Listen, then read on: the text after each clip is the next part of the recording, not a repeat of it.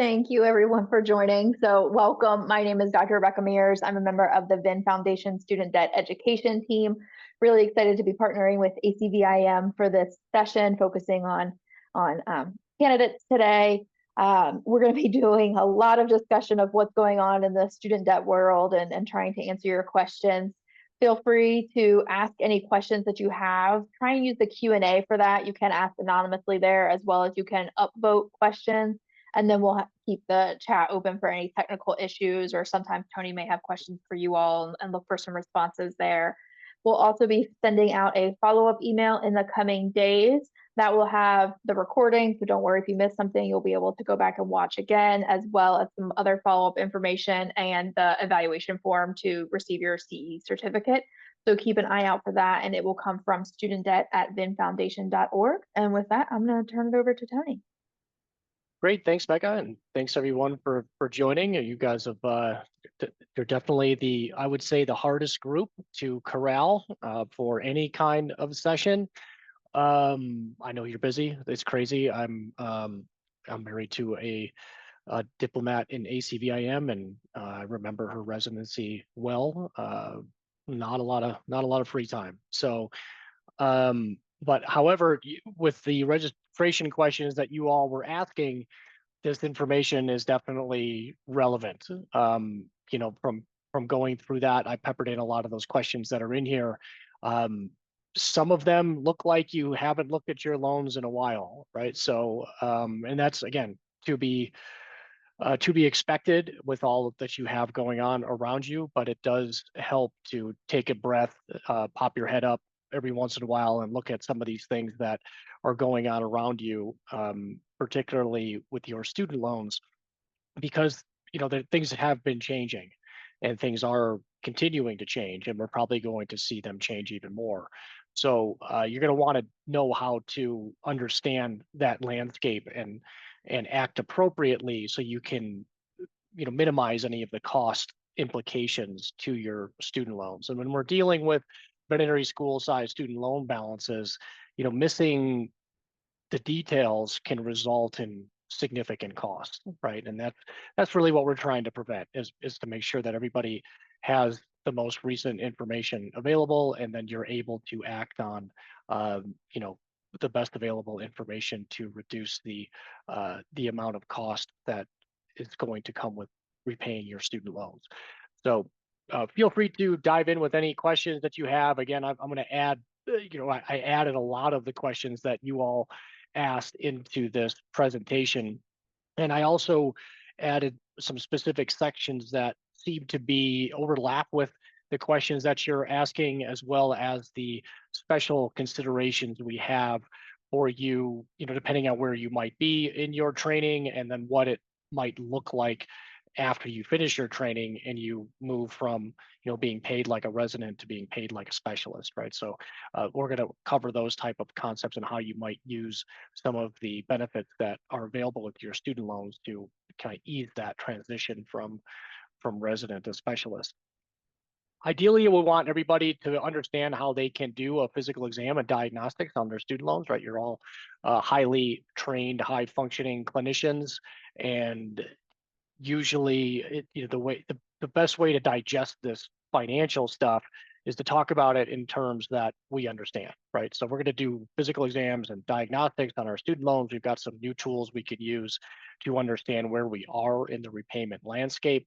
That's going to help us choose a treatment plan or a repayment option, and then also identify the side effects, right? So there's going to be no shortage of side effects. Those side effects have been increasing in frequency and significance recently with all of the changes and uncertainty around where the student loan repayment system is going. And then ultimately, we'll kind of cover a prognosis here. But these were some of the items that you all presented. Obviously, yes, the SAVE plan is in limbo. I saw a lot of questions in the registration submission about REPAYE, right? So we'll have to make sure we do a brief history, right? So revise pay as you earn, otherwise known as REPAYE, was converted to SAVE. That happened back in the fall of 2023, but now SAVE has been blocked by the courts. that has had some implications for those of you that are enrolled in it or were enrolled in REPAYE previously, what that looks like currently, and then what that is going to look like going forward. There's always someone in here, every one of these sessions, it comes up with some different type of descriptor, whether it's massive amount or insurmountable amount or, some serious sounding word to describe their student debt. And, we have to define this, right? I wasn't able to see how much debt this person has, but one person's insurmountable is another person's surmountable, right? So it really depends on what that number is for you, and then ultimately what your income is going to be too, that will determine how you're going to pay back that student debt. But the good news is there is no amount that's insurmountable, right? So, it may feel that way, right? But that's why we do these kinds of sessions, so we can help you understand how to conquer those, whatever amount of debt it is. And I can tell you from the amounts that I did see from those of you that registered, there wasn't any, big scary looking numbers, right? If anything, we've got a lot of nuance to talk about in terms of whether or not you're going to reach forgiveness or how soon you're going to pay back your student debt. But of course, that all depends on what your overall student debt is, and then eventually what your income is going to be. Public service loan forgiveness is also tied up in all of this, especially for those of you that are staying in academia or otherwise working for a nonprofit. I did see a lot of you who had either .edu or .org email addresses, which suggests to me that you're working or employed by a nonprofit, which means you should be looking into or at least familiar with how public service loan forgiveness works. And what I didn't see in a lot of those student loan information I was able to find for those folks was public service loan forgiveness credit documented, right? So we've got a lot to cover here, right? So if you're going to be in academia, whether it's just for training or for training and beyond, make sure you're logging your public service loan forgiveness progress, because you never know where your career may take you, right? And if you can get public service loan forgiveness, that's the quickest way to eliminate your student debt and pay the least for it, right? Which is another common question that people want answered, is how do I eliminate my student debt and pay the least for it? Well, public service loan forgiveness is at the top of the answers to that question, right? So, but if you're not logging that public service loan forgiveness credit, then it's very difficult to make sure you're on a path to receive it. Refinancing always comes up. We may probably see that rear its head again as interest rates start to come down on available offers for refinancing, but there's a lot that goes into whether or not you should refinance federal student loans with a private loan that's much less flexible. Well, we can talk about that as well. Which plans to sign up for? So this person said which plan to save up for because their plan was terminated by the government. It actually hasn't been terminated yet, right? So we got to be really careful here. I mean, it's been blocked while the case is heard at the federal appellate court level. And what that court decides will determine what happens next, at least with SAVE. And then maybe some of the other plans that were created in a similar manner that SAVE was created, which includes pay as you earn and the income contingent repayment plan, which almost nobody's using. So we have to be a little bit careful about how far we go. We may see SAVE end up going away, but we haven't seen that happen yet. And we may see some ruling that keeps some parts of it and eliminates other parts, right? So we're just going to have to wait and see what that ultimately ends up looking like. How much to pay if you're hoping to get public service loan forgiveness? As little as you have to, right? So, I mean, the goal there is to maximize the amount that is forgiven. And there was a person, I think we're actually going to work through their case on the student debt message board area, and I'll show you guys what that looks like as well. For somebody who is in academia, has been aggressively paying towards their student loans and is now trying to work towards public service loan forgiveness. And that one's kind of one of those, does not compute, right? It kind of fries my brain a little bit, right? It doesn't really make sense to pay aggressively towards your student loans when you're working for a nonprofit and you have access to something like public service loan forgiveness. There's better things that you could be doing with your money than paying it towards your student loans, especially if public service loan forgiveness is an option for you. And then what will income-based repayment look like when I'm done with my residency? Well, that's the $1 million question, right? We barely know what it's going to look like for the next couple of months, let alone the next, 6 months or a year, right? But we do know that there's going to be a wholesale change in government coming in, and I just heard today that the Republicans are also going to win control of the House of Representatives, which means they've got the trifecta there. So they're going to be able to pretty much do whatever they want, right? And what that is going to be remains to be seen.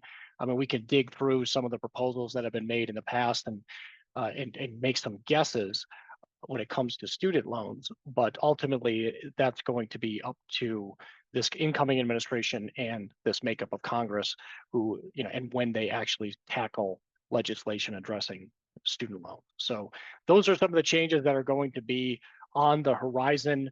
In the meantime, we'll talk about what's kind of currently happening and then preparing yourself for whatever those changes might be, right? So, and that's the goal here, right? Is to reduce your student loan stress and improve your loan repayment success. Some of the things that are more unique to this group, right? We want to make sure we're understanding what our current student loan status is. Again, I found a lot of really old data files. And when I say really old, I mean more than a couple of months ago, right? I mean, if it's been a year or more since you've looked at your student loans, that's too long, right? There's been so many changes that you really need to dedicate a few moments here and take this opportunity now to follow along and do a physical exam of your student loans and ask questions about what you're seeing, right? Because the answers to a lot of your questions are in those student aid data files that we'll talk about in just a second. The physical exam that we're going to do on our student loans, the answers to a lot of your questions are there, right? So take a peek at the most recent data that you have available so you know what you're currently working with. And then we'll talk about how you can understand which repayment options you have available, because some of them are blocked, like we talked about, others are not, right? So you want to know which one that you might be able to switch into when and if that is the next step for you. How much forgiveness time do you have, right? That there's been a lot of benefits offered over the last couple of years that may have increased the amount of forgiveness eligible time that you currently have. So we'll show you how you can check that out. If the closer you are to forgiveness, the less it makes sense to aggressively pay back your student loans, right? So we're going to have to understand where we are in the forgiveness timeline before we decide on a long-term repayment strategy. And then whether or not you should use a direct consolidation loan, that's going to depend on what we find on that student loan physical exam. Some of the other items that come up routinely during these types of sessions: how do you minimize the interest accrual during your training? REPAYE and SAVE were great for that. However, those plans are kind of confusing in terms of where they are going in the future, right? So, however, if your loans are currently in SAVE or were in REPAYE previously, they're not accruing any interest right now, which is great, especially while you're completing any training. We want to make sure you're not deferring your loans, right? So that's a no-no.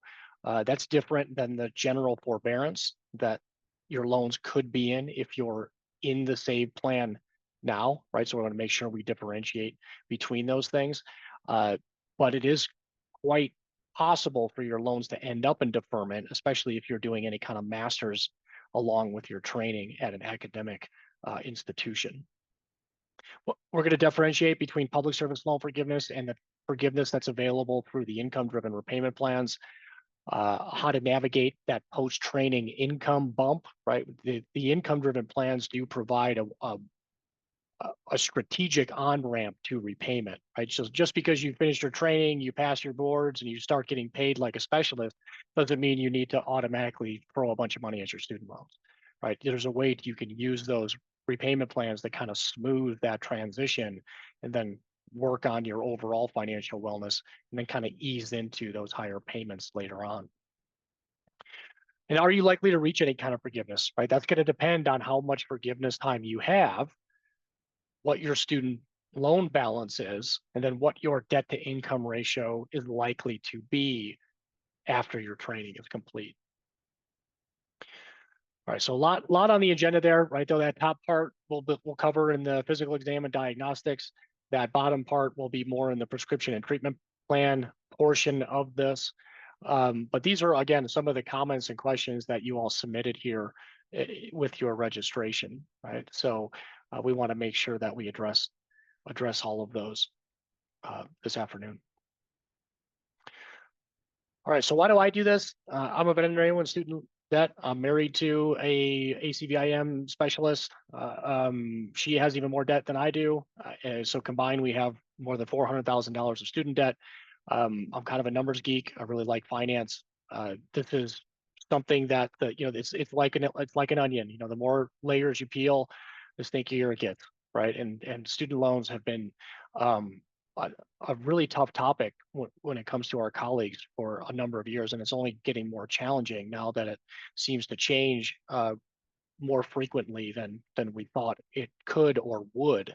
It didn't seem like it was a very sexy topic, if you will, but since it's become kind of a political football in our divisive political landscape, it seems to people want to put their spin on it, whatever chance they get. So, and we're probably going to see that pendulum swinging back and forth for the foreseeable future here.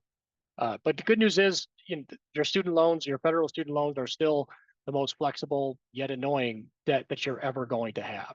And so if you can get past all of the noise surrounding student loans and start to get down to what's actually real, they do provide some unique opportunity to help you build your overall financial wealth and wellness while managing those student loans.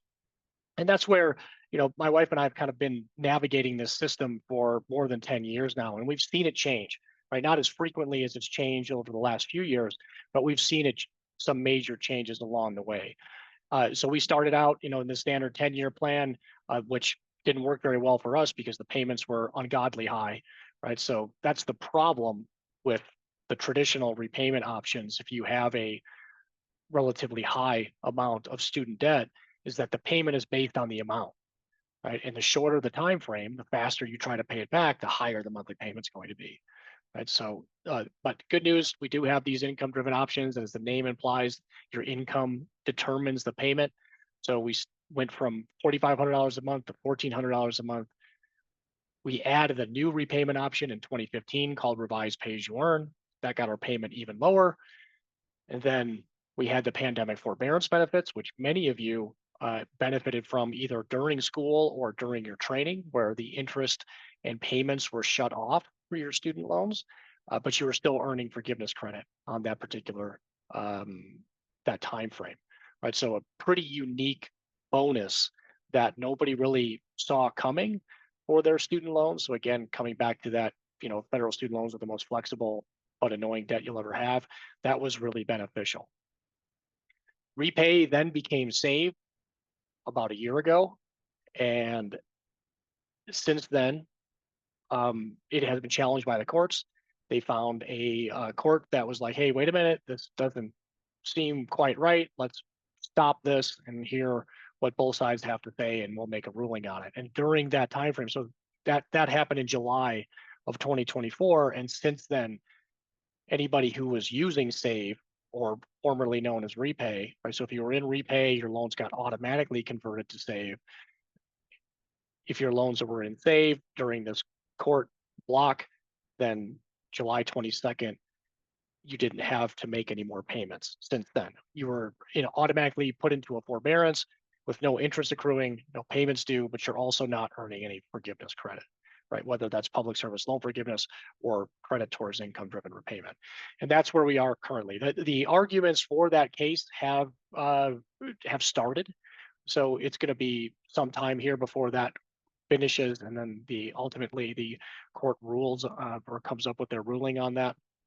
So I'm just right now, my wife and I are using SAVE, and we're in that forbearance period. And again, it's just kind of another bonus, if you will, right? We don't have to make any payments. We don't have any interest accruing. Now we're not earning any forgiveness credit, right? Which that's a little bit of a bummer, but it's not costing us anything, right? It's just pushing kind of that, whatever is going to happen with our student loans further into the future.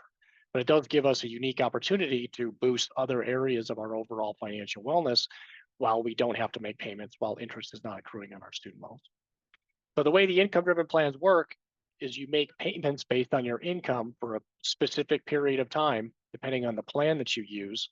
And if you still have a balance remaining, when you hit that maximum time frame, that balance is forgiven, right? And depending on what rules are in place at the time, that forgiven balance may be treated as taxable income, which means you'd report it on your tax return.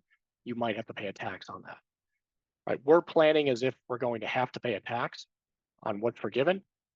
And we're about 95% of the way towards that targeted tax goal with about 13 years to go, right? So we nearly have what we think we would need to pay that tax now, about halfway through repayment, right? And that gives us more flexibility no matter what changes come with the student loan repayment system to either, cover that tax down the road, or we can use that to cover any increased student loan payments if something changes, or maybe it turns out that we don't end up hitting forgiveness at all, and we've got a bonus fund that we can then use for other areas of our financial wellness down the road, right? So that's how we approach repayment, right? It makes more financial sense for us to pay our student loans based on our income, and then we'll either hit forgiveness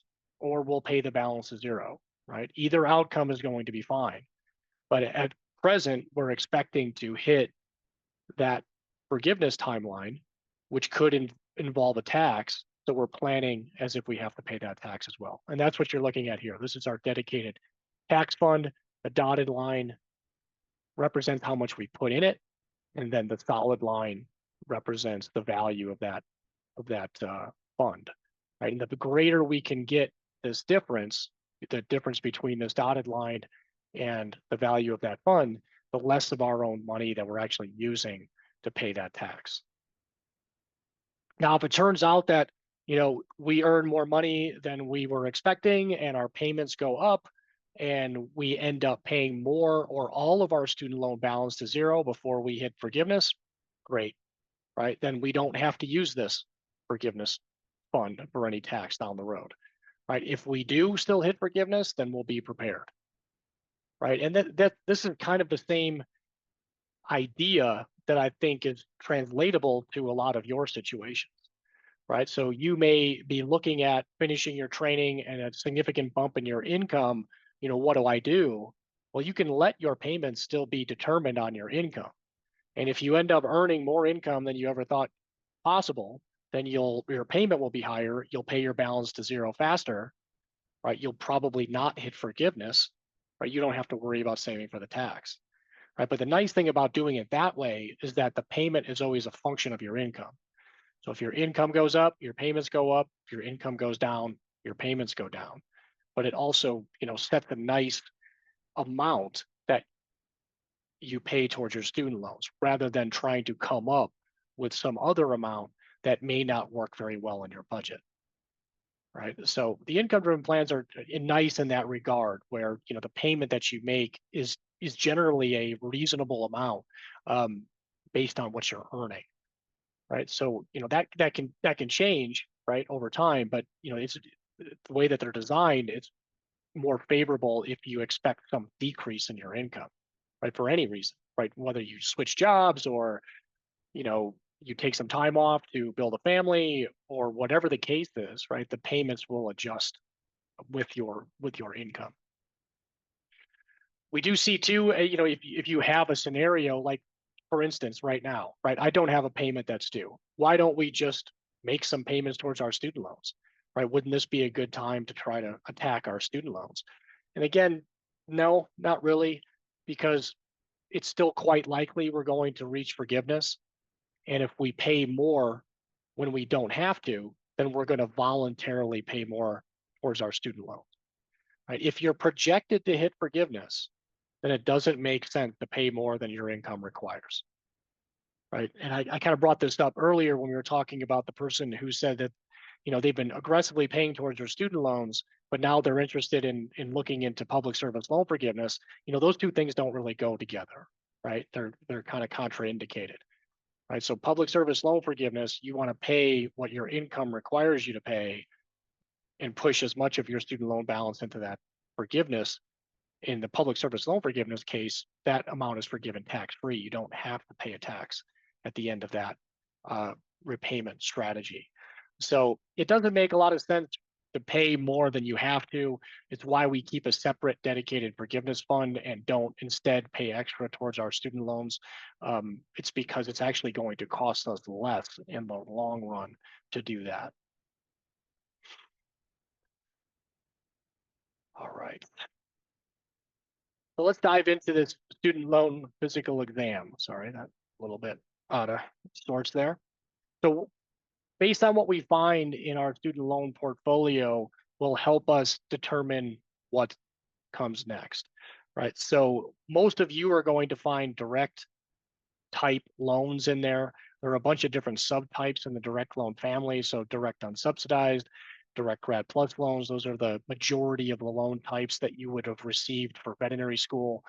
Direct subsidized loans are for those loans that you may have taken prior to veterinary school. So the subsidized loans are really only available to undergraduate education.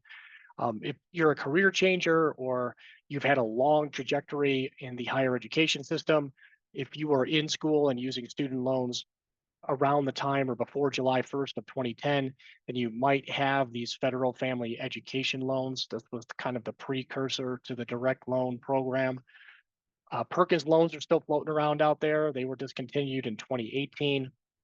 Health profession student loans and loans for disadvantaged students are another two types of federal student loans that I see fairly frequently for veterinarians. Health profession student loans more so than the loans for disadvantaged students. But these are a type of federal student loan that can be made eligible for income-driven repayment, public service loan forgiveness, if you consolidate them. Right. So if you have any of these loan types here other than direct loans, then consolidation should be something that's at least on your radar. Right. We would want to maybe pick through your student loan portfolio, look at how we might improve it to make more of that balance eligible for some of these more beneficial repayment options like the income-driven plans or public service loan forgiveness. Private loans are going to be anything that doesn't fall into that category. Right. So bank, typically they're loans with like a bank name in them. So Discover or Sallie Mae or, Wells Fargo or Bank of America or some other type of loan that you have that's not a federal student loan. And unfortunately, the private student loan balances are not considered in any of the calculations that they do for things like income-driven repayment or public service loan forgiveness. If you've lost track of anything, review your credit report. You can check it for free at annualcreditreport.com at least once per year. I think they still let you do it more frequently than that. Ever since the pandemic, they've been letting people check it a little more frequently than once per year. When it comes to identifying the differences in our federal student loan portfolio, we want to head over to studentaid.gov. Right. So this is where you're going to go. And again, some of you have already done this, either because we talked about your student loans while you were a student, or you found a way to do this in between. But this is where you go to get that student aid data file that you can use to do that physical exam of your student loans. So if it's been a while since you've been in here, there's been a lot of changes. I would encourage you to log in. I mean, do so right now if you can. Right. So studentaid.gov, I'm going to log in quickly and I'll show you what it looks like in here. There's my, yep, I didn't hit the send the code button. There it is.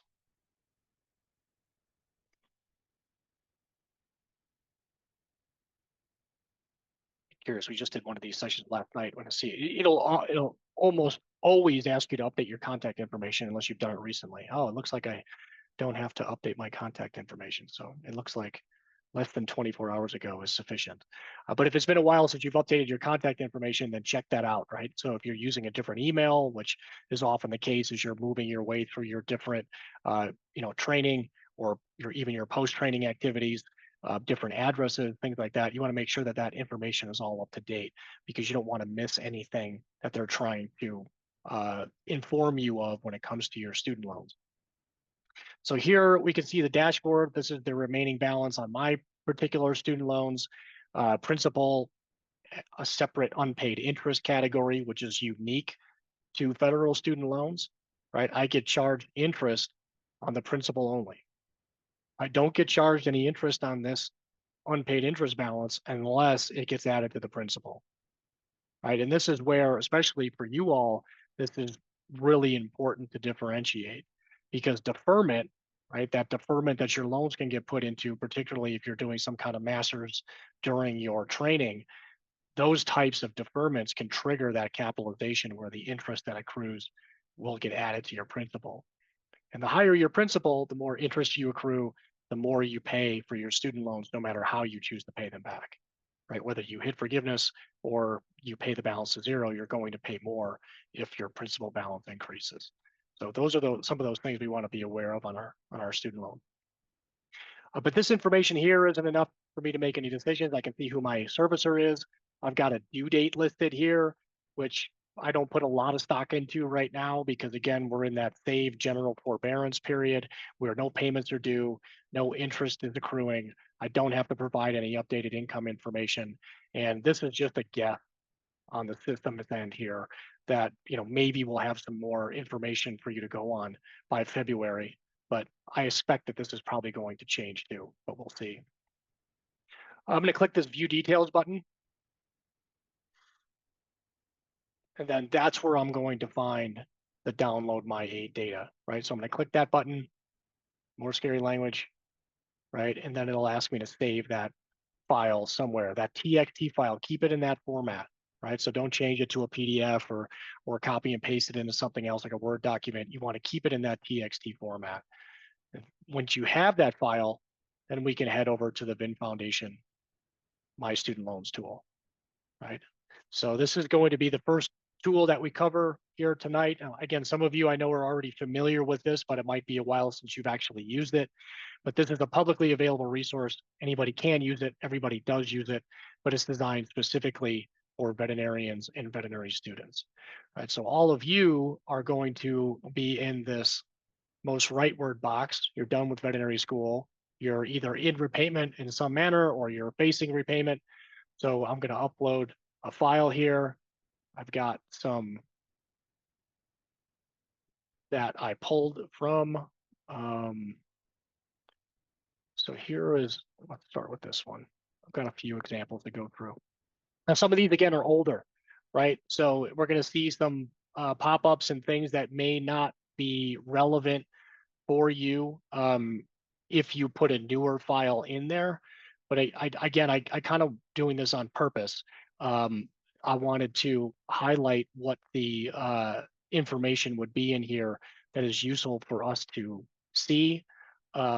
We can see our repayment plan, which repayment plan that we're using, our average interest rate, our current principal, the unpaid interest, right? So I showed you on mine, the unpaid interest was, 10,000 or so. This one is a little bit higher, right? So this is a number that we want to be aware of. We want to try to avoid having that interest added to our principal, right? So making sure we're aware of what repayment plan we're in, how those repayment plans work, what status our student loans are in, so we can try to ultimately avoid having this unpaid interest added to this particular principal balance.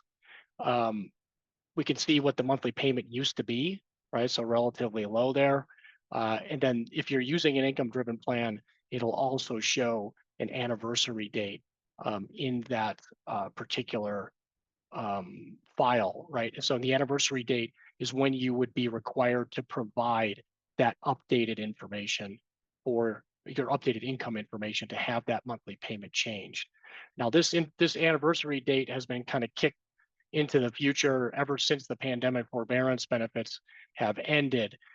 So I expect that this is, again, probably updated if we had a newer student aid data file in here to work with.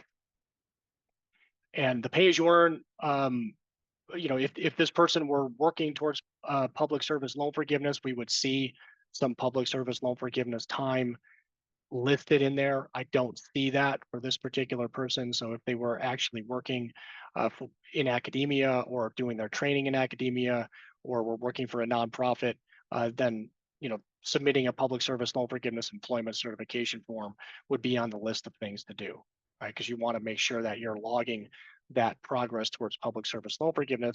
And once you start doing that, you'll see that progress shown in your student aid data file. All right.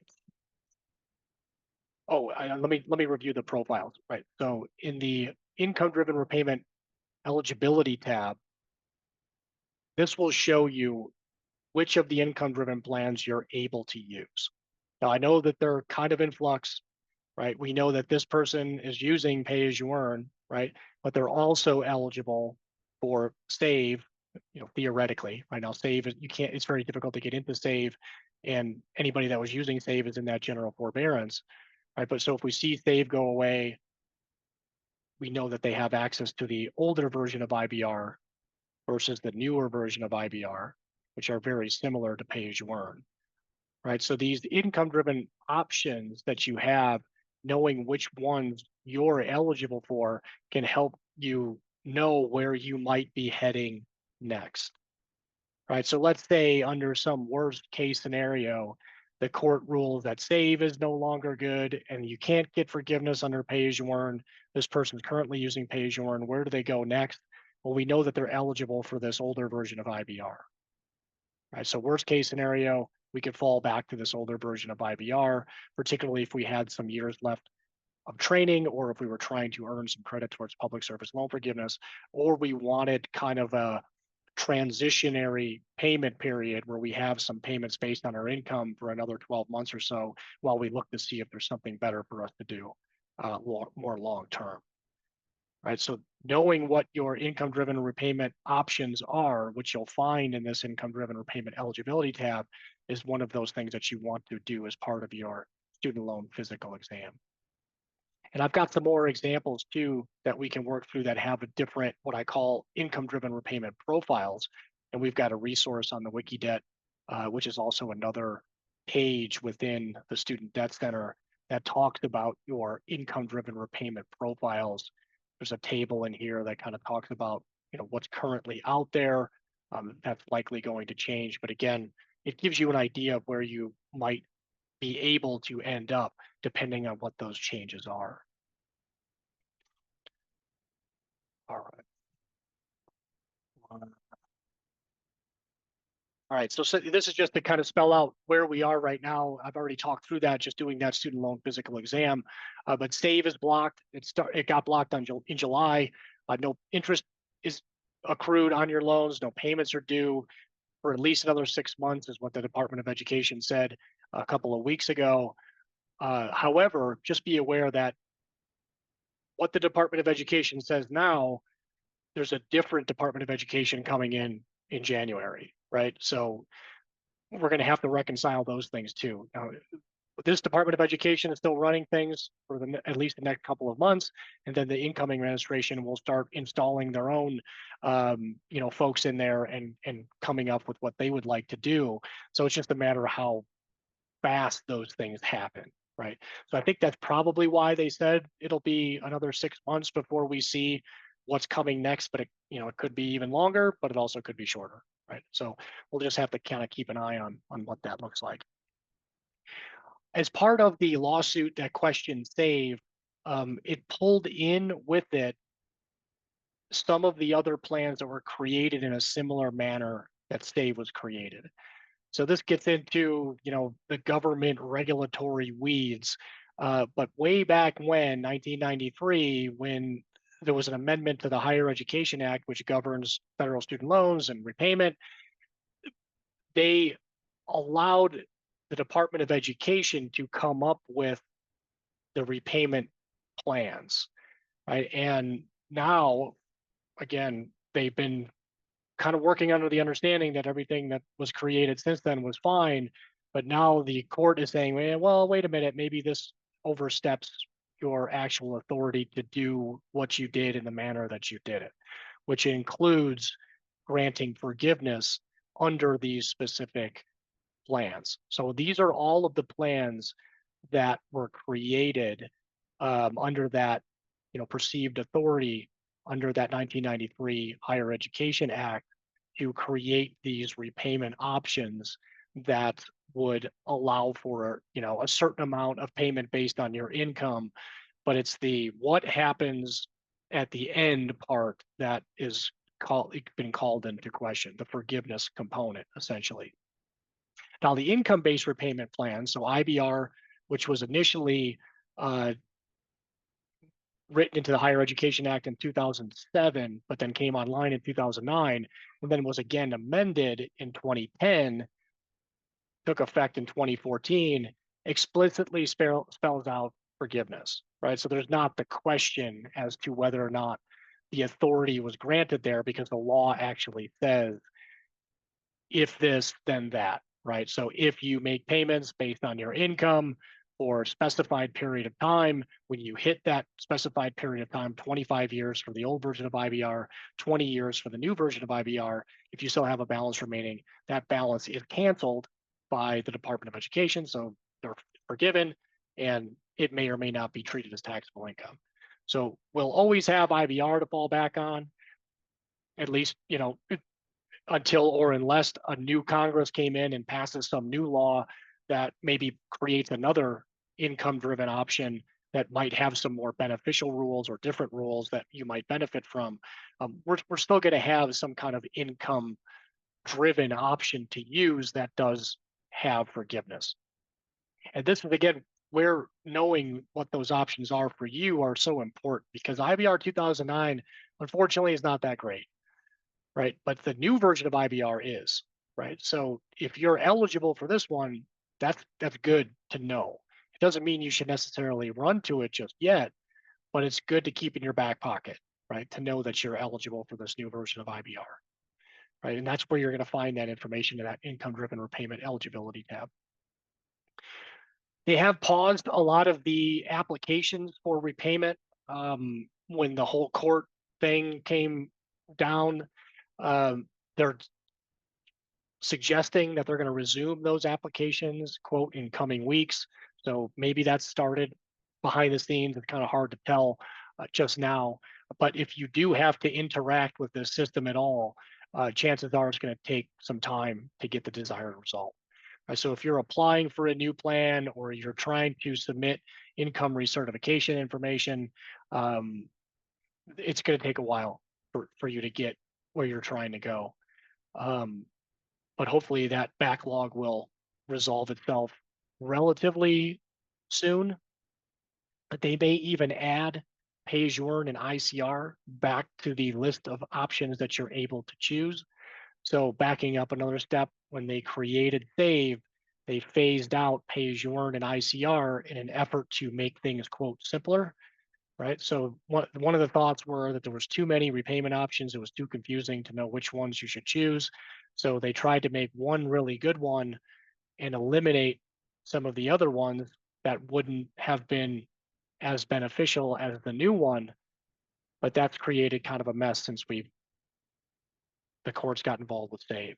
Right, so they're going to try to reopen these other options in the meantime, again, pending that litigation outcome, which would at least allow people some additional repayment options to work with, particularly for those folks that are trying to continue earning public service loan forgiveness credit.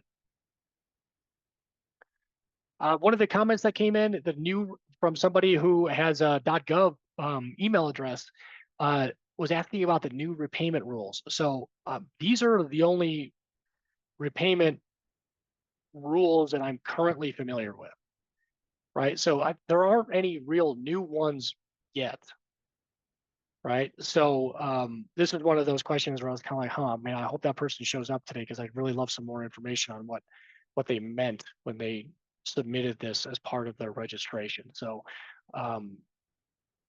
there has been certain, impacts, side effects, if you will, to the currently available repayment options, but there's not any new repayment rules since SAVE was created about a year ago. So we're still waiting to see what those repayment changes might be pending the litigation, as well as what the next administration plans to do when they come in. If you do want to try to get your loans into SAVE, you can apply for it. So in the income-driven repayment application, SAVE is still listed as an option. However, they can't calculate a payment for it because of the court order blocking it. So what happens is they'll put your loans first into a processing forbearance, which lasts for 60 days. Interest still accrues on the processing forbearance, but no payments are due. And after you've run the course on the 60-day processing forbearance, you can then request a general forbearance, which is what everybody who was previously in SAVE is now in. That's the no interest, no payment due, no forgiveness credit. And that's not a bad place to be, right? If you're not sure what you should be doing, right, or you're still in your training and you don't want to see your interest accrue, then you could go through this process. So apply for SAVE, wait for the processing forbearance period to end, and then request the general forbearance, and your loans will be in that non-interest accruing forbearance period, at least until the court rules and we have some next steps to go on. So that's not a terrible place to end up, particularly if you're not really sure what you should be doing with your student loans, or it's going to be a while yet before you have that specialty income. All right, so I had registered for SAVE. With the changes at hand, I'm wondering if I should go back to pay. You can't yet, right? And it might make sense if and when they do reopen it, to move from that SAVE general forbearance into pay, particularly if you're trying to earn some public service loan forgiveness credit, right? But it's too soon to do that. You can't actually do that yet because pay as you earn was phased out when they created SAVE. But if they do open it back up, then that might be something to consider. Okay, so the last couple of years, there was a special benefit available called the one-time forgiveness payment count adjustment. And this was a kind of essentially a big reset on student loan repayment. So, the knock on the system for years has been, well, this is way too complicated. No normal person can figure this out. And there's been all these beneficial options out there, but very few people had been either using them or benefiting from them to the full extent available. So in a lot of that, blame landed on the loan servicers who, for whatever reason, the incentives in the system were set up for the loan servicers to put your loans into a variety of deferment and forbearance statuses, which did not count towards forgiveness and caused unpaid interest capitalization, which increased everybody's balances and increased the interest that was accruing. So, the Biden administration was kind of like, all right, let's just look back in history one time here, and any repayment time that you had on your loans, no matter what repayment plan you were using, we're going to give you forgiveness credit for it. And they were even going to give you forgiveness credit for certain periods of deferment and forbearance, not in school periods, but any of those kind of unwarranted periods of deferment and forbearance that your loans might have been put into by your loan servicers, right? So that was a huge benefit, particularly for those of you that might have had a rather tortuous path to and through school, right? So maybe you graduated from undergrad and you did something out in the workforce for a little while and then found your way into vet school later, and then consolidated your loans after you graduated from vet school. You might have more forgiveness time than you would have ever guessed, right? And that's what the payment count adjustment is, right? And we've been waiting for them to kind of show us this data. And I anticipate that someday it'll end up in your student aid data file. It'll be displayed in your studentaid.gov portal. It might even show up on your loan servicer account. But right now it's not visible, or at least not in a way that's visible very easily. However, there is a way to check in and see what it is, right? So if you log into studentaid.gov, and let's see if I'm still logged in here. No, I'm not. So it kicked me out pretty fast. So I'm going to log back in here really quickly. And this is, again, one of those things that um, you should do right now while we're kind of working through this. So 465-992. All right, scary language, scary language. All right, and then once you're logged in, right, we're going to go to a different page, right? So we're going to open a new browser tab, and it looks like Becca already put that. Thank you. Put that link in there. But this is a link to an API that, as long as you're already authenticated into the student aid system, it'll show you what the Department of Education has on the back end for your forgiveness qualifying payments, right? So we can see here that I've got 143 qualifying forgiveness payments, which is 1 month shy of 12 years, right? Which is what I expected. So I've got 13 years-ish until I hit forgiveness. All right, so check and see what your forgiveness count is. If you've got any public service loan forgiveness count, it'll show that in there too, right? So you want to make sure that you're looking at that number so you establish, where you are in the whole repayment time frame here.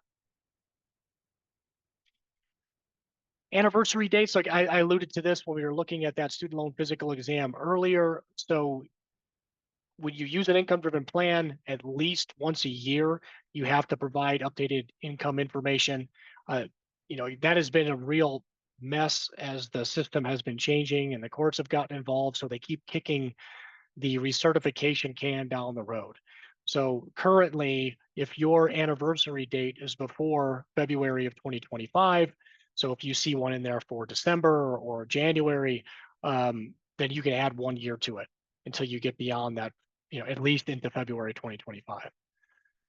Right. And typically you have to provide income information 35 days before your anniversary date that's shown in your student aid file.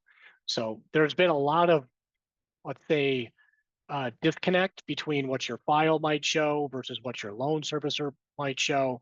So that's another reason to check your student aid data file, do that student loan physical exam. It's kind of the only way we have to double check what our loan servicer is telling us. And quite often, what your loan servicer is telling you is not correct, right? So you kind of have to use this student aid system to at least verify what your student loan servicer is telling you.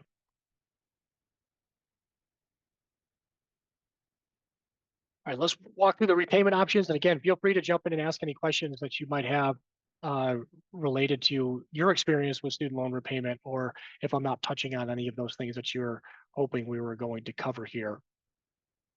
So when it comes down to choosing a strategy, you're going to have two categorical ways to do so, right? So time-driven, which is more traditional repayment structure, works like a mortgage or any other loan that you're ever going to have. Basically, the time and the time frame plus your student loan balance is going to determine how much your monthly payment is, right? So that's where that standard 10-year plan lives. If you consolidated your loans, you'll have access to a 30-year time frame. But the problem with the time-driven options is that the monthly payment amounts can be staggeringly high, depending on what your balance is, right? So these don't comport very well with, training incomes, and they may not, work very well with that first job you have out after your training. They may be attainable a little bit further down the road, right? But you probably don't want to force yourself into one of those until your budget actually allows, for that and then some, right? So that's why the time-driven plans don't work very well with federal student loans. But we do have these income-driven options. But as we've been talking about, a lot of them have been shifting and changing, and some of them, more uncertain than others, right? So kind of a caution: revised pay as you earn turned into save, pay as you earn and ICR went away, save ended up being blocked, right? And now we may see the return of pay as you earn and ICR, and we still always had these previous versions of IBR that are available as well, right? So it really depends on what's going to happen with SAVE, and then ultimately whether or not the forgiveness under pay as you earn and ICR are still going to be allowed. We may see a period where we just have these, but we may also see the next administration put their own spin on this. They are still, from the data that I could find, still proposing income-driven looking repayment options. It's just a matter of the details, how they work, when they end, what that looks like long term. So we may do some comparing and contrasting when we finally see what those options look like. A lot more people are asking, how do I just get rid of this stuff? Maybe I don't want to deal with this kind of tomfoolery, and that's totally understandable. But you just have to be very careful. Your student loans, snowballs, avalanches, sure, they can work. They're not great for student loans. Again, your student loans are the most flexible yet annoying debt you're ever going to have. And the interest on your student loans is really not, the interest rates are very reasonable, right? So when you start looking at, snowballing, avalanching, those work really well for like credit cards and less flexible debt, medical debt, really bad auto loans, things like that, where you're trying to, get out from underneath those balances that have like double-digit interest rates. Those aren't your student loans, right? Your student loans, you're going to pay those balances to zero one way or another, right? Your income's going to be high enough where you'll pay the balance to zero, or you'll hit forgiveness or something that looks like forgiveness down the road, right? There's an end point for those balances, right? So it doesn't really make sense to pursue these sorts of things, right? You certainly can, right? But and you may end up with a zero balance on your student loans, and that's great, right? But you also have to consider all of the other things that you are giving up that you could be doing with your money that might grow your overall financial wealth and wellness beyond the impact that you're having on your student loans, right? So I generally don't recommend doing these sorts of things with student loans, just because your student loans are the most flexible debt that you're ever going to have, right? So it's just not necessary. But some people are just going to do it, right? And again, it'll work, right? But it's a matter of what are you giving up, risking on the other side of those things if you're focused only on your student loans instead of the rest of your overall financial wellness. Tony, All right, there was a question yep. in the Q&A that I believe came up after the count adjustment API. I was in residency during the Biden forbearance period. However, I do not have any indication the months during the forbearance were counted towards my count. What should I do to make those months count toward payment? Yeah, so I would love to see what that. So I do not have any indication. So tell me more about what that indication is, right? So if did you check your payment count adjustment, right? If you checked your payment count adjustment and it looks like that time frame was not counted in there, then that is something that you might want to call the Federal Student Loan Ombudsman about, right? So they're kind of the official referee for the federal student loan repayment system. However, I can't say that I have seen that. So that kind of, it's just one of those things that raises a flag for me, right? So that was spelled out pretty clearly in the law that paused the federal student loans, that the pandemic forbearance benefit periods would be counted towards forgiveness. Now, if you were doing your residency at that time and you were also enrolled in a master's of clinical science or some other kind of master's program where your loans were put into an in-school deferment, then that would not count, right? So that would require a little bit more digging into your circumstance to best answer that question. But the first place I would go to is that payment count adjustment link and look at what your forgiveness payment count adjustment is. If you're waiting to get some kind of confirmation written from your loan servicer, the Department of Education, nobody's gotten anything like that. right? So the closest we can come to confirming that forgiveness payment count is through that current weird API link where the data looks like this, right? So check that first, and then then that would be nice to match up against your student loan repayment history, right? So your student aid data file, and let's see what we would expect that number to be. And if you're truly missing that nearly 4 years of pandemic forbearance benefit time and your loans were in a repayment status, that would that would trigger reaching out to that federal student loan ombudsman to have them reconsider that count for you, right? But I would do that quickly, right? Because here's the reality: this administration very favorable to student loan forgiveness, trying to get everybody this highest forgiveness count possible.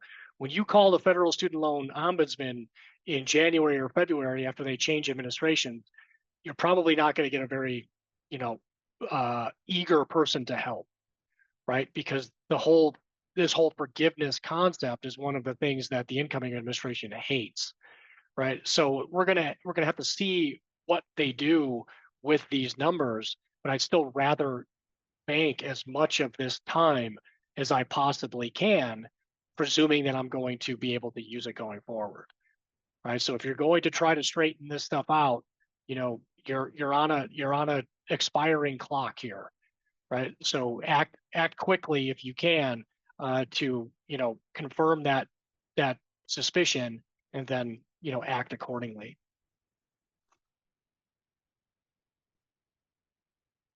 All right, so the way that the repayment options, again, this is how the concept of the income-driven plans work, is they calculate discretionary income, right? They take your taxable income, they subtract off an allowance that's usually some factor multiplied by the federal poverty guidelines, and then they take a percentage of that, right? So, if it turns out that we're left only with the IBR plans, if you're eligible for the new version of IBR, your payment is 10% of discretionary income.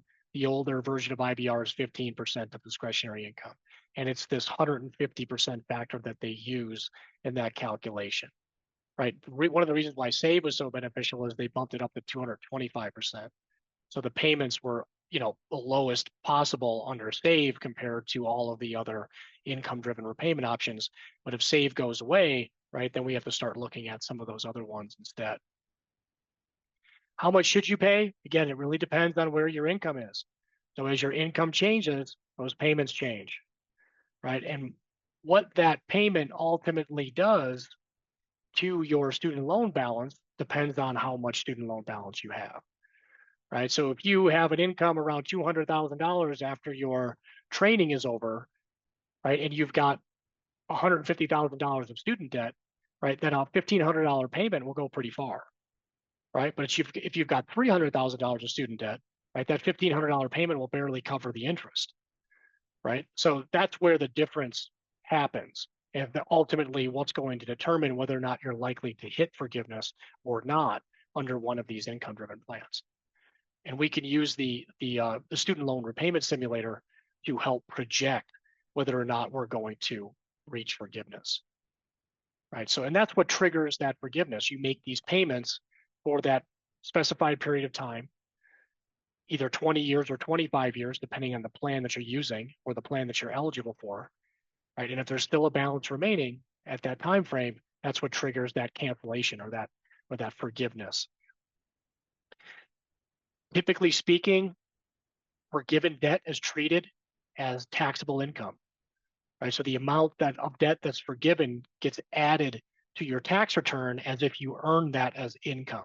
And whatever the income tax rates are at that time will determine how much you pay in taxes.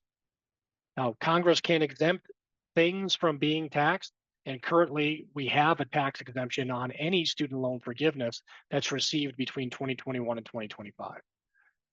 Right now, that is probably not going to survive beyond 2025, just given the current election results, but we have to see, right? That's another one of those things that I'll be looking to see how Congress is going to act in this 2025 year where a lot of things are set to expire, and they're going to have to update the legislation to indicate what they'd like to see happen, right? So we'll have to wait and see what happens beyond 2025. But currently, anybody that receives any forgiveness in this year or next tax year, that will not be treated as taxable income. All right. So whether or not it's a penalty or a discount when you reach forgiveness, it kind of depends on how you view it. It also depends on the numbers that you're seeing, right? But if you think about income taxes, right, the top federal income tax bracket right now is 37%, right? If I push $200,000 into the forgiveness bucket and I have to pay 37% of that, that's a pretty good deal, right? That's a 63% discount on my remaining student loan balance, right? So, people generally can't stand paying taxes, and that's cool. That's fine. I totally understand that. But the alternative is often paying more than you have to, right? And that's not very smart use of your money either, right? So run the numbers for your circumstance. If it looks like you're going to hit forgiveness, pay the minimum, plan for the tax. If you're not going to hit forgiveness, that's a different story, right? So then it may make sense for you to pay a little bit more if your budget allows for it, but you're going to want to make sure that your financial plan is in a really good position before you start using discretionary funds to pay more than you have to towards your student loans. Right? You don't have to listen to any of that, right? I'm just showing you but financially, it makes more sense to do it that way, right? You're going to have more money overall if you're smart about where it's going before you start putting more than you have to towards your student loans. Again, because your federal student loans are the most flexible yet annoying that you're ever going to have. We can look at that, using the student loan repayment simulator. Let me just make sure I'm got these examples squared away here. Let me do this one here.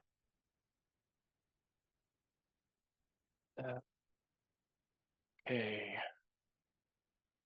Load a different one.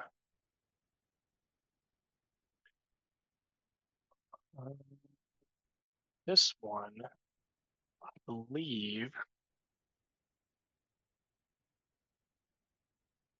All right, so this is the person who thought that they was terminated by the government, right? And again, it's definitely blocked, right? It hasn't been terminated, at least yet.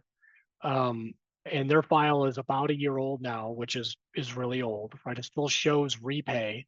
If you uploaded a newer file, I suspect that this would say save, right? Now, this is somebody who's actually, again, in a 501c3 organization currently, but I don't see any public service loan forgiveness credit logged here.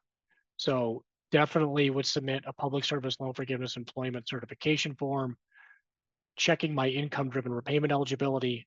I see this profile here where I have access to the older version of IBR, but not the newer version. But I am eligible for pay-as-you-earn, right? So that brings that as a potential option, particularly if they re-release it. And I see myself remaining in a public service loan forgiveness organization, eligible organization going forward. I may consider switching to pay-as-you-earn so I can earn that public service loan forgiveness credit, right? So just a few things there that we can use to quickly assess our student loans, just using that My Student Loans tool. If I send this information over to the student loan repayment simulator, right? This person graduated in 2019. If they've been in repayment for 5 years already, right? We want to enter that they've been in 5 years of repayment, right? I don't know what their income is, explicitly, we can make some guesses. I don't, feel free to put whatever you think is appropriate in there for you.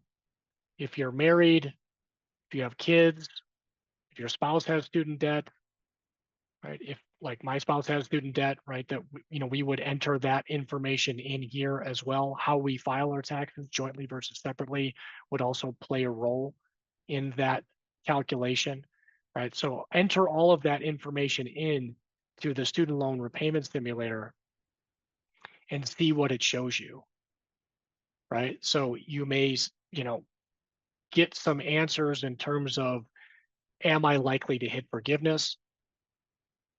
Right, we see here from all of the available plans, forgiveness is quite likely, right? Now, if this person's even working towards public service loan forgiveness, right? And maybe they've got some time and they haven't logged it yet, right? And they go back and they find they've got a few years, right? You start running these and you look at what it looks like for public service loan forgiveness, and it's, crazy beneficial, right? You've got $258,000 of student loans left, and you could end up paying $84,000 if you had 3 years of public service loan forgiveness credit, right? So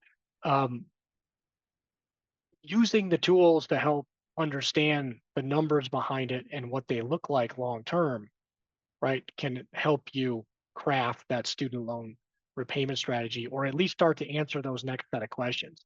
Am I likely to hit forgiveness, right? If I change my income in here, maybe my income's a lot higher than I entered in this particular simulation.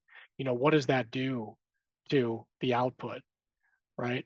Now, in that case, I'm not, but we still have the public service loan forgiveness switch here on. We still hit public service loan forgiveness, right? But it doesn't look as beneficial because our payments are higher because our income is higher. Right, so let me turn the public service loan forgiveness switch off there and rerun that simulation.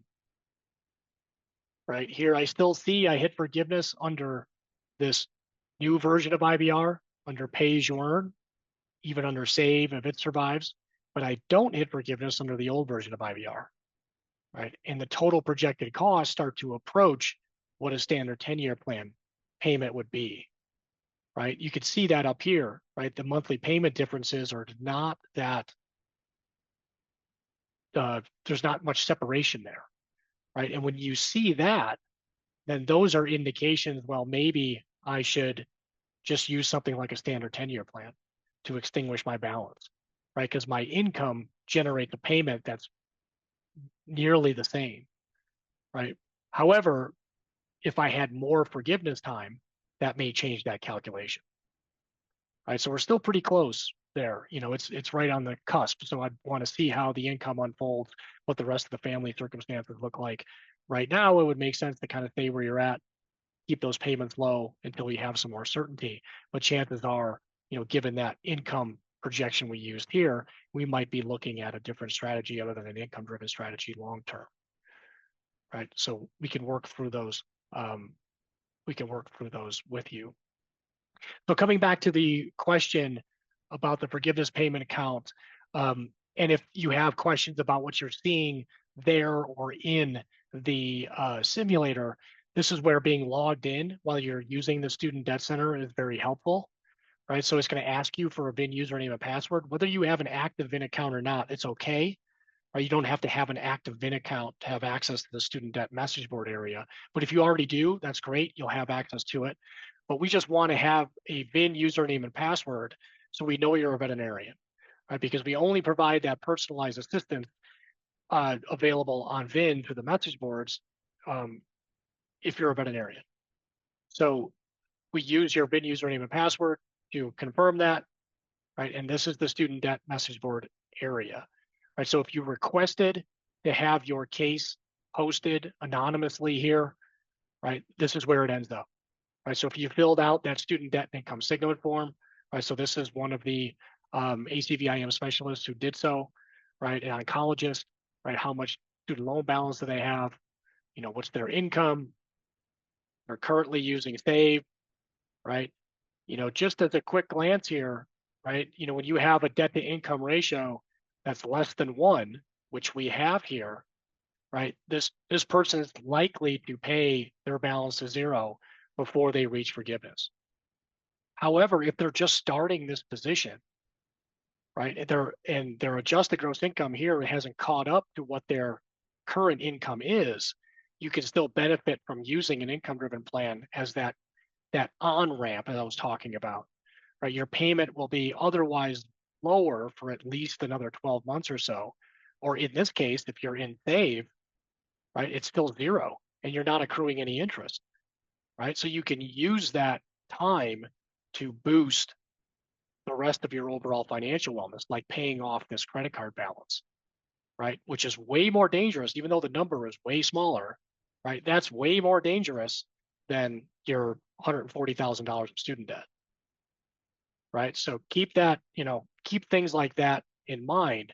And eventually you'll pay the balance to zero. You can do so using your income, or you can even make standard 10-year plan payments.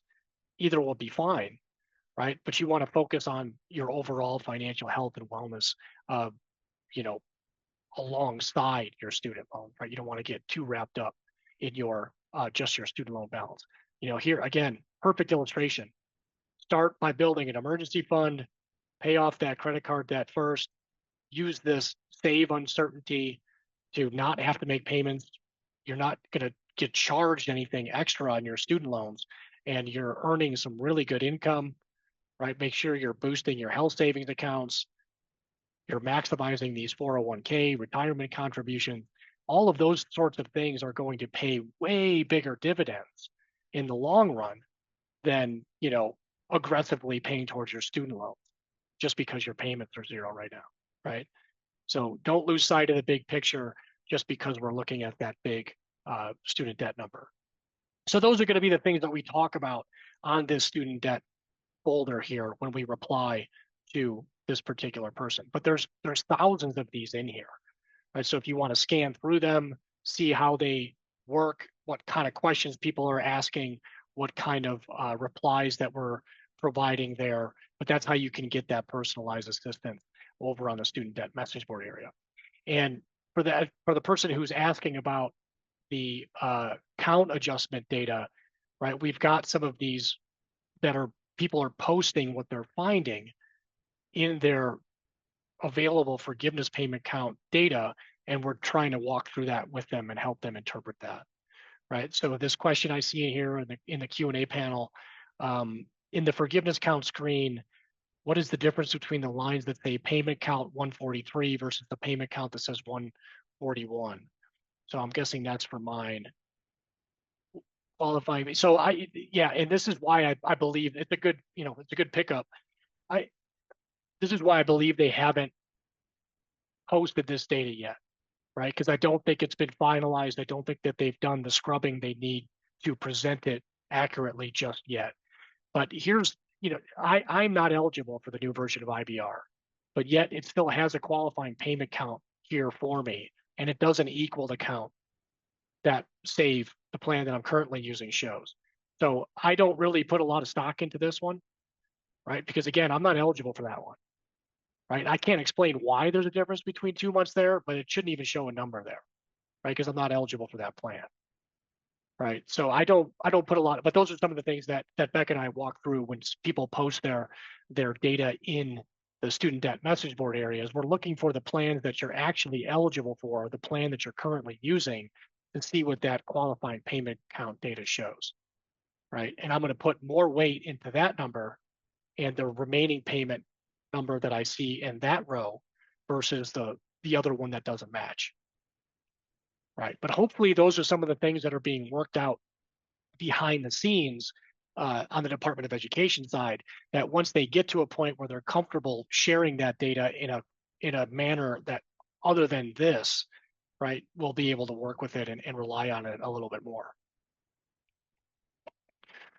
All right, so public service loan forgiveness, was a lot of questions, comments about that in some of the registration submissions, again, because most of you are doing this training at these academic institutions where you should be getting public service loan forgiveness credit, right? So try to get that credit, because again, it's better to bank that credit and have it in hand in case you could use it later than to try to go back in time and get it later, right? So try to document that progress while you're there earning it, right? And see what number comes back.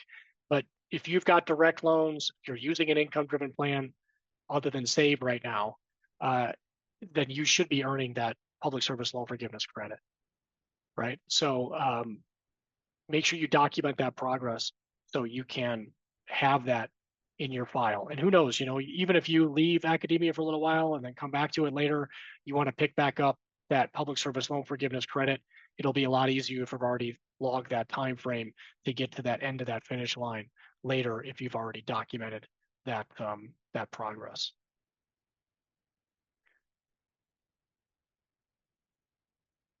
I think I've got a file that shows some of that data in there. Yeah, this one does not. Let me see if I've got one. An example that shows what that data looks like in there.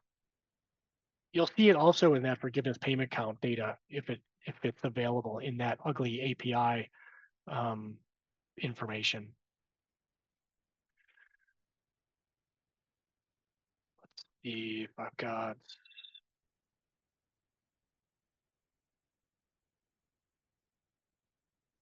This one I believe has quite a bit of forgiveness count data in it.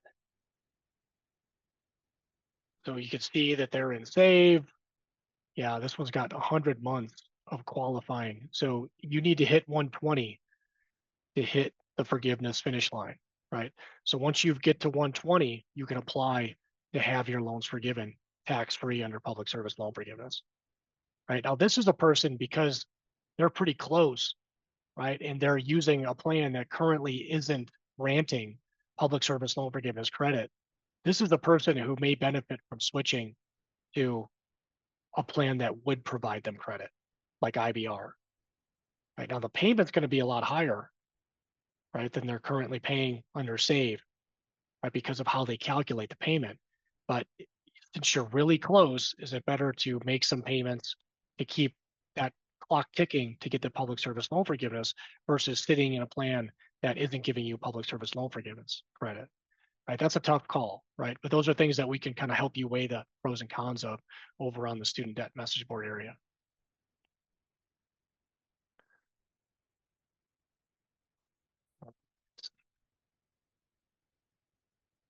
So those repayment strategies, I wouldn't be so concerned with eliminating your student loans as fast as you can, right? You want to do it in a smart way, right? And you want to limit the cost that you're going to pay towards your student loans, but you don't want to do it at the expense of your overall financial wellness, right? And that's where the income-driven plans are really helpful, right? Even with the uncertainty we have in the system right now, not having any payments due, not having any interest accrue in the SAVE general forbearance is not a bad place to be, because it helps me focus on other areas of my financial wellness while my student loans are not costing me anything additional, right? So that's really helpful, right? And again, because I, generally am aware that I'm either going to pay the balance to zero or hit forgiveness, my student loans are going to go away one way or another.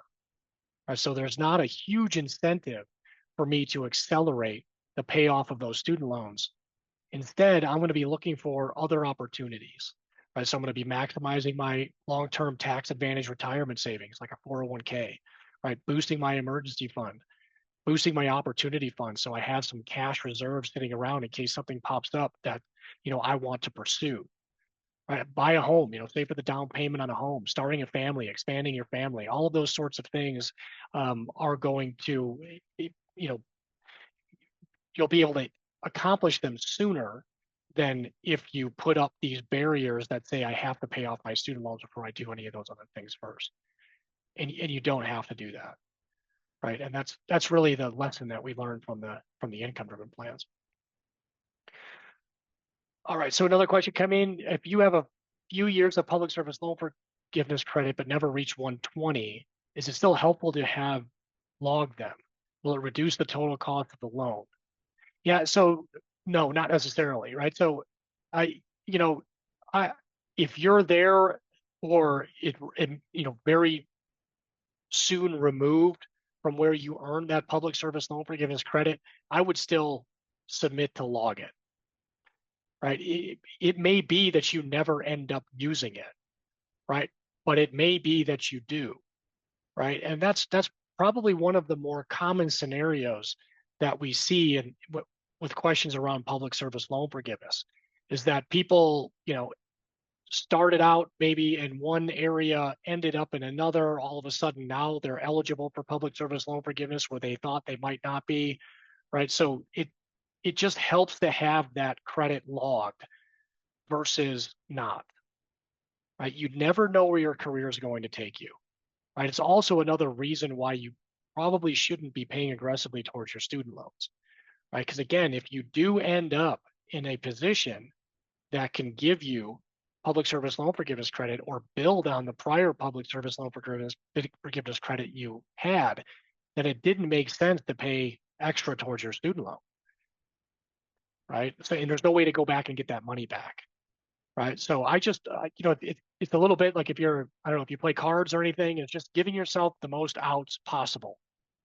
right? You want to, have the most options available to you on the table at any given time frame, right? So you may not see right now yourself ever reaching public service loan forgiveness credit, but if you've already earned some time, document it, right? Because it's going to be a hell of a lot easier to have it in hand than it will be to try to go back later and potentially get it later, right? So it is really hard to go back in time in this student loan repayment system, right? There are some rare opportunities where we are able to correct some of those things that maybe some of those goofs that we've made over time, but those are pretty rare, right? So it's better to kind of do it and get it right along the way, just in case you need it later, right? And if you don't need it, great. But if you need it and don't have it, that can be very difficult to fix.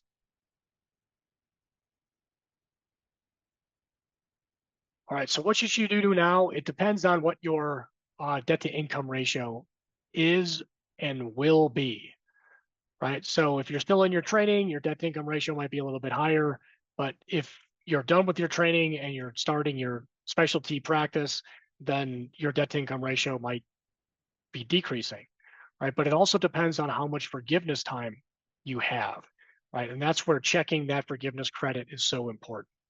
But if you're in that save general forbearance, I don't see any reason really to move out of that quickly unless you're knocking on the door of public service loan forgiveness. That might be the only exception to that particular rule. Right? If you're currently using pay as you earn and your minimum monthly payments are reasonable or lower than they would be if you had to renew your income information, keep making those minimum payments, check your anniversary date, and stay put until we have some more information to go on. Same thing if you're using IBR.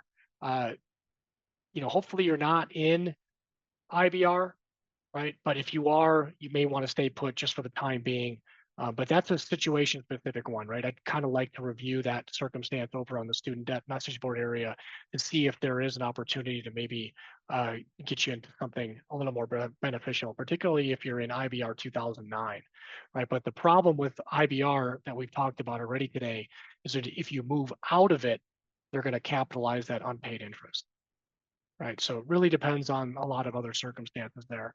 But generally speaking, no matter what repayment plan you're in right now, you probably want to stay put just until we have some more information, although there could be special circumstances that would change that recommendation. Make sure your loans are not in any kind of deferment status, right? So if you're still in your advanced training or you're finishing that up, and there's any kind of school component with your loans, make sure that your loans are actually in some form of repayment and not in a deferment or an in-school deferment status. There were a couple of questions too in the registration submission when it comes to handling finances if you're married. It really depends on the specifics of your circumstance. Now, we did touch on this a little bit in the loan repayment simulator demo that I did. If you're married, it depends on whether or not your spouse has income, if their income is less than or greater than yours, and whether or not they have student debt, right? Because your payments can be based on your income, you also have the opportunity to separate your income from your spouse based on how you choose to file your taxes, and that will then determine whether or not your spouse's income will be factored in to your student loan monthly payment calculation. All right, now this one, this one's a little bit confusing to me. Again, so repay is gone, right? Or at least it was converted to save. Now, maybe we roll back the clock in such a way that save goes away and repay comes back, but we have to kind of wait to see on that. But there's really, you don't have to keep your finances separate when you're married. As a household, you can, work to increase your overall return on the household financial wealth and wellness to the best of your ability. One of those ways to do that might include filing your taxes separately from your spouse. Right? You don't have to necessarily keep all of your finances separate in order to do that.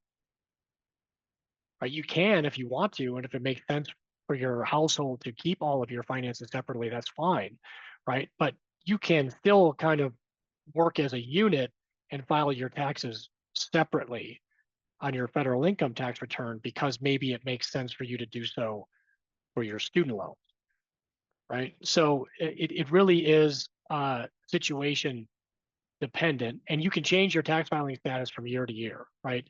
Just because you filed jointly this year doesn't mean you can't file separately next year and then switch back to jointly thereafter. It really depends on which is going to net you the most money in your overall household income, right? So generally speaking, if you file your taxes separately, you're going to pay more in income taxes, right? But if you file your taxes separately, you may save a significant amount on your monthly student loan payments, right? So you have to do a cost benefit analysis to see, do I save more in monthly student loan payments than I pay extra in taxes by filing separately? If the answer is yes, then I want to file my taxes separately. If the answer is no, then I'll file them jointly. I'll have less of my income tax. I'll pay more towards my student loans. Right. So that's generally the exercise that you go through each year, particularly if you have a household where you have the debt and your spouse doesn't. Right. Generally, that's where we're going to see people benefit from filing their taxes separately. If you both have student debt, right, depending on the amounts, right, if they're relatively similar, then filing jointly is probably going to make the most sense. So if you file separately, you're probably going to pay more in taxes, but you're likely to pay less towards your student loans. If you live in a community property state, so California, Texas, Louisiana, there's about 13 of them. Filing separately presents a different opportunity because they generally put all of your money into one bucket. Half of it goes on your tax return, the other half goes on your spouse's tax return. That can help you, particularly as a specialist, right? If you're earning a specialty income and your spouse is earning less than you, if you average your incomes essentially, which is what a community property state does, and file your taxes separately, the amount that shows up on your tax return is going to be otherwise lower than it would be if you didn't live in a community property state. So where you live can actually incentivize filing separately and paying less towards your student loans, right? Depending on your household income breakdown. And I think that's what this person was referring to. Again, this was another one of those kind of a cryptic question. Dual income payment amount when you are a resident. I'm not really sure exactly what that means. I think it means they're married now and they've got two incomes, right? And if you're in a residency, right, if you want to keep your monthly student loan payment low, then you may consider filing your taxes separately. So your payment is calculated on only your resident income versus also including your spouse's income, which might be more than your residency income, right? So that's what I think this person meant, right? But it would be great to have a little more information on that one.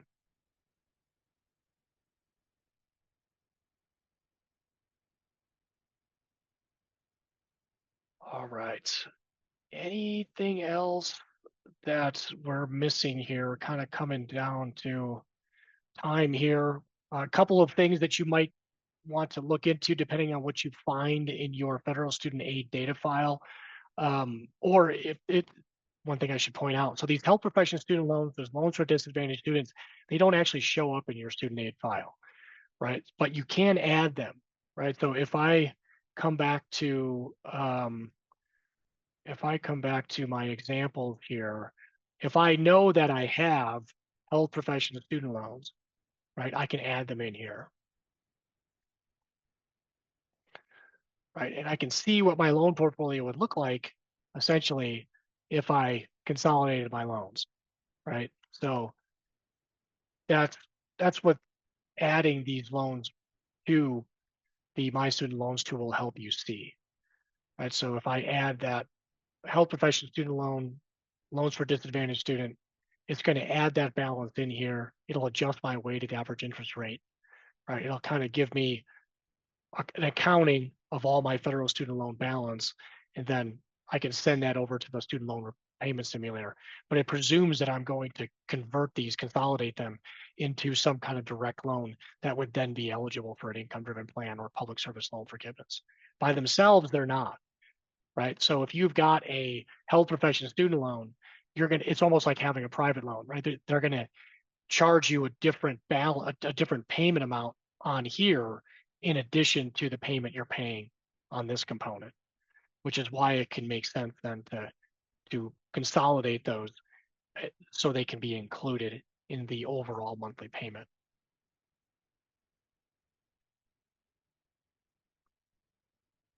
All right.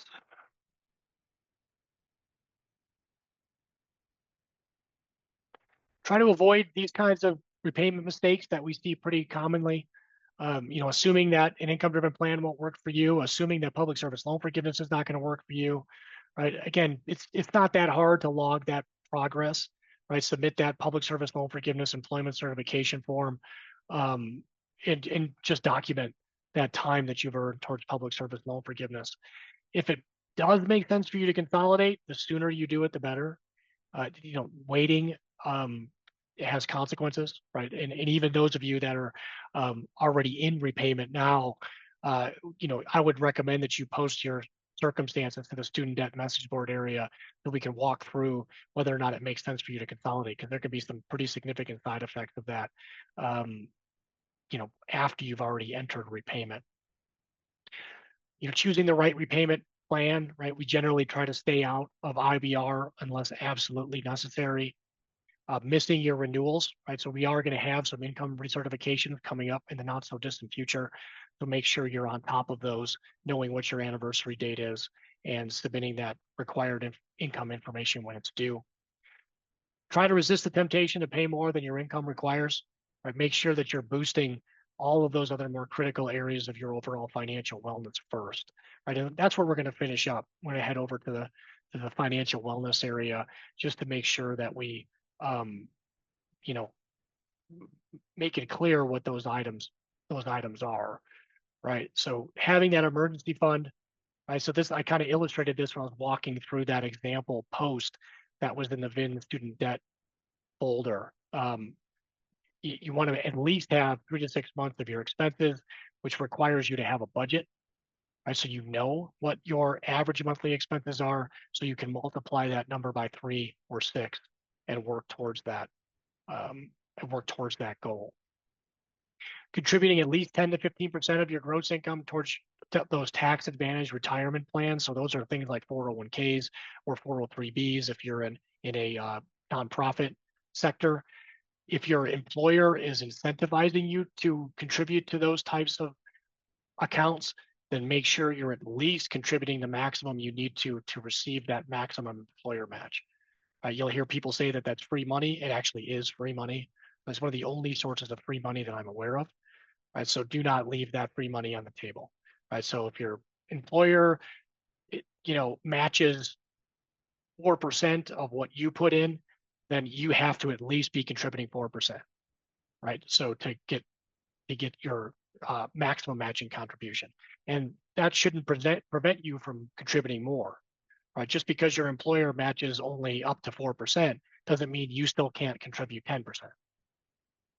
Right, so that's going to help grow your retirement savings faster, and it will also reduce the amount of taxes you pay in a lot of cases. Right, and if you reduce the amount of taxes you're paying, you're also going to reduce the amount that you pay towards your student loan payments using an income-driven plan. right? So a lot of these things overlap, they're linked together, and you can maximize all of those benefits. And those are the questions I would like to see more veterinarians ask, right? Because the more common question is, tell me what I need to do to pay the least amount possible towards my student debt. Well, that really shouldn't be the only goal, right? The goal should be to maximize the amount, to maximize the way that you can use your available income to increase the overall return for you and your family, right? And managing your student loans is one component of that, right? But just because you paid your student loans off in a way that minimized the absolute total cost doesn't mean that you're doing the best that you can do with your overall financial wellness, right? So don't, I don't, cut your nose off to spite your face, right? Yes, you may save a few bucks on paying your student loans back faster, but if it's at the expense of these sorts of things, you're not actually helping yourself, right? So make sure you're, looking at the big picture as opposed to just the student loan portion of it. Let's see. That's just these are the scary, ugly numbers on how many veterinarians are actually using a budget, right? We would like to see more on the yes side than the no side, right? You can't manage what you don't measure, right? So if you're not measuring your income, your expenses, then you're probably leaving some money on the table. Saving for a down payment on a home or practice, if you have those opportunities in front of you, right? Having more available in cash reserves is going to be better than having less, right? So, and if you're paying more than you have to towards your student loans, you may have less available in those cash reserves, right? If you're going to manage your student loans using your income, look to see if you're going to hit forgiveness. And if you are, then plan for it. And even if you're not going to hit forgiveness long-term, you can still use the income-driven plans as that on-ramp as your income is jumping from your training to that specialty income, right? So you're going to have a gap there, right? Where if you use your prior year's tax returns, it's still not going to quite show your full specialty income until you're a full year into that specialty earnings, a full tax year into those specialty earnings, right? So that's what I mean when I'm talking about an on-ramp, right? So if you're getting paid 50 grand a year as a resident, and then you finish that residency and you're, take a job that's earning you $200,000 a year, right? Your tax return isn't going to show that $200,000 a year immediately. It's going to be some blend of your residency income year and that new specialty income year, right? So that's what creates that on-ramp, because your tax return can always be used to document your income for those income-driven plan payments.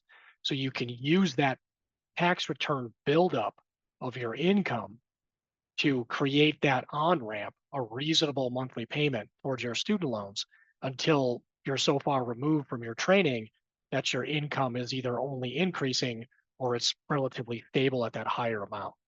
And then when you get to that point, that's when it may make sense for you to kind of deviate from that income-driven repayment strategy, right? But we don't need to run there, right? We let that on-ramp kind of determine that, and we work on all of these other things in the interim. Any other questions or any of these other areas in the financial wellness section that you want me to dive into before we close it out here? Oh, do you have any recommended resources for general financial planning literacy? Wow, that's a loaded question.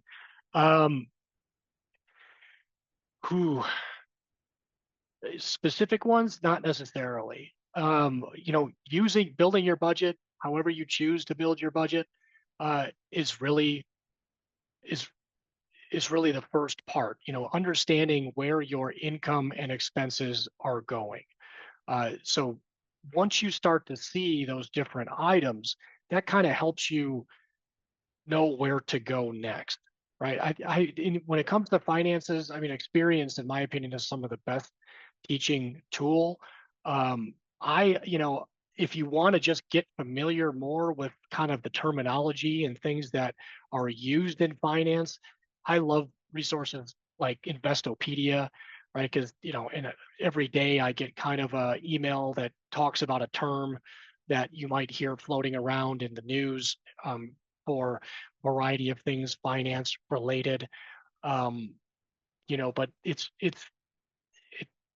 other than, just straight up reading about finance, it's kind of tough to recommend those specific areas to read up on, because it's going to be really dependent upon the topic that you're talking about, right? Are you talking about retirement savings? Are we talking about, buying a home? Are you talking about investing, right? I mean, those are all um, very different topics that have their own kind of glossary of terms that you want to get familiar with. But the more you focus that activity and start picking those areas to learn more about, it's a little bit easier to point you towards some of those resources.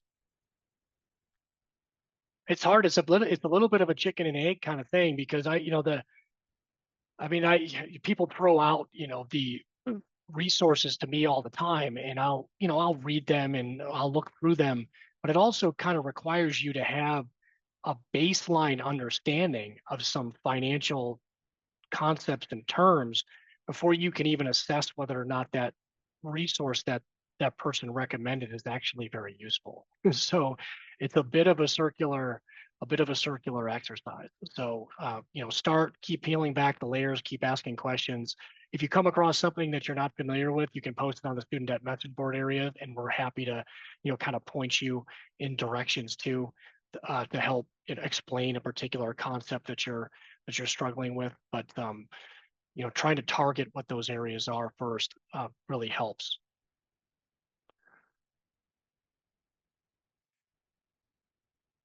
Any other questions, comments, areas that you'd like to explore? I mean, I can go back into, in the, like, just to kind of turn the screws a little bit more on the financial resources topic, right?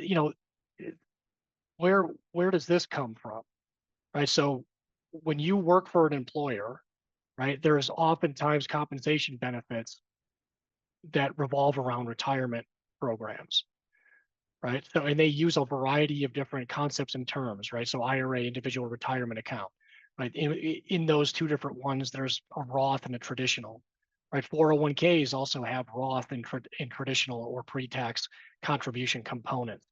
Maybe there's a book that covers that sort of stuff, but this is all baked into the tax code, right? So if you want to understand more about how those things work, you kind of have to crack open the tax code, right? Or you open up resources like TurboTax and things, because they also flow through to your tax returns. And they have a library of content that helps you understand, well, if you're using an IRA, a Roth IRA, or traditional IRA, how much can you contribute? What's your income? What if you have access to a 401k? What allows you to contribute there? What are the maximum contribution limits? What happens if you earn over a certain amount of income? All of those rules and regulations are set in the IRS tax codes, right? So you can either pick through there, or you can look at things like, the TurboTax resources or H&R Block or any of the other big tax prep software who have reasons to provide that types of information, because a lot of their products use it in determining how much you ultimately end up paying in taxes. Right now, if you want to explore, then how much does it make sense for me to contribute to one or all of these? Well, that's where we start to get into the realm of certified financial planners and folks whose professions revolve around helping you put those sorts of pieces together, or looking at your overall financial picture and suggesting things based on where you might fall in a variety of tax brackets or long-term goals and things like that, right? So it's a little bit like, the pet owner asking you, how do I, recommend me a good book on internal medicine, right? It's a really broad topic, and it really depends upon which area we're talking about. and what they're trying to focus on, right? So same kinds of things apply when we're talking about finance. But just to kind of put a bow on this, right? So if you're contributing to your retirement accounts, right, some of these things have tax incentives associated with them, which flow through to your adjusted gross income, which your adjusted gross income is also used to calculate your monthly student loan payment, right? So your taxable income, your adjusted gross income is the value that gets filled in there, right? So if you just as an example, $130,000 of income, if you contribute $20,000 to your tax advantage retirement account, you're going to decrease your federal income taxes by $5,000 about, and you'll also decrease your student loan payment by about $2,000, right? So putting those types of pieces together or visiting with financial planners to help you calculate those sorts of things helps you to keep more of the money that you're earning.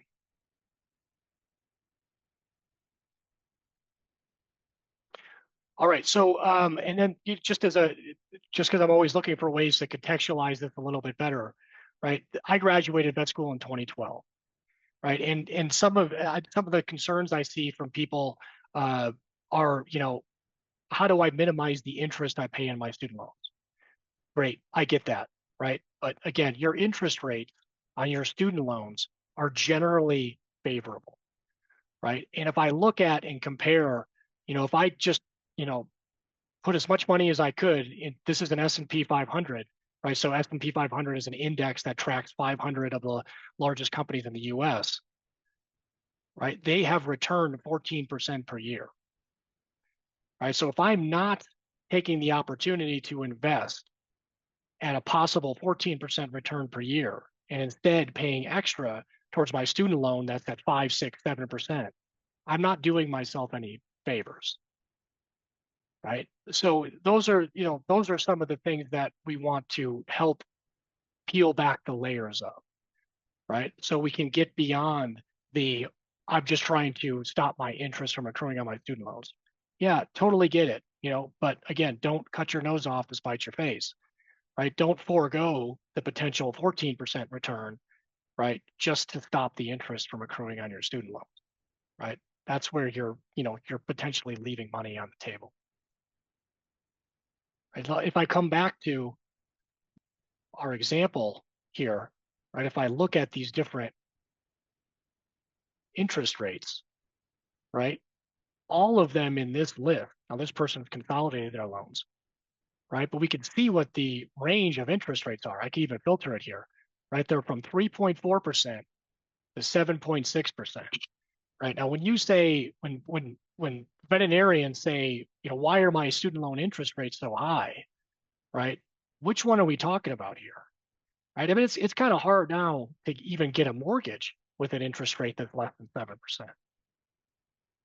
right? Now, back in the day when student loan interest rates or mortgage interest rates were, in the 3% range, yeah, this was driving people crazy, right? But that was kind of an anomaly, right? And now we're kind of coming back to where mortgage rates have been on average, for decades, right? So your student loan interest rates, yes, interest sucks. Everybody hates to see interest accrue, and you hate to pay interest, right? But there are opportunities for you to earn a return that go way beyond these interest rates, right? So don't forego those just to, stop watching the interest accrue. All right. I think there will, unless you guys have any other questions, we'll kind of pull this one to a close, land this plane, if you will. And if you guys have any additional questions, or if you want me to review anything else really quickly, or how you can get help over on the student debt message board area, please use that resource, right? So we were actually reviewing some of the stats for who uses the Student Debt Center. And one of the questions that came up is, well, why is the group of folks that we have listed as residents in the VIN universe, why is that number so low, right? And we know because you guys are totally busy and you've got way too much on your plate, but we also know that you have student loans, right? So you can't ignore your student loans for the duration of your training, right? Particularly during this time that there's a lot of changes going on to the system, right? You don't want to make things worse by not paying attention to what's going on around you, right? So use these resources that you have available at your disposal, right? We're happy to help guide you through these changes and how you should apply them to your student loans, and then using this information that we reviewed to hopefully help that, put that into context for your overall repayment strategy. So, use that resource, ask a lot of questions, and eventually this stuff will start coming more and more into focus.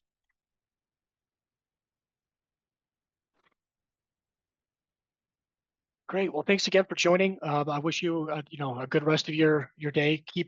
Stay tuned. Stay tuned for sure. There's going to be a lot of changes coming on the horizon, and again, we'll keep you informed as much as we can, and we're available to help you, to the extent that you would like that assistance. Thank you, Tony, so much for answering all the questions and everything. I've seen some thanks rolling in the chat as well. And then just a reminder, we will be sending a follow-up email with Tony's presentation, the recording, some other helpful information, and that'll all be coming in the next couple of days, and that will come from studentdebt@vinfoundation.org. Thanks, everyone. Thank you.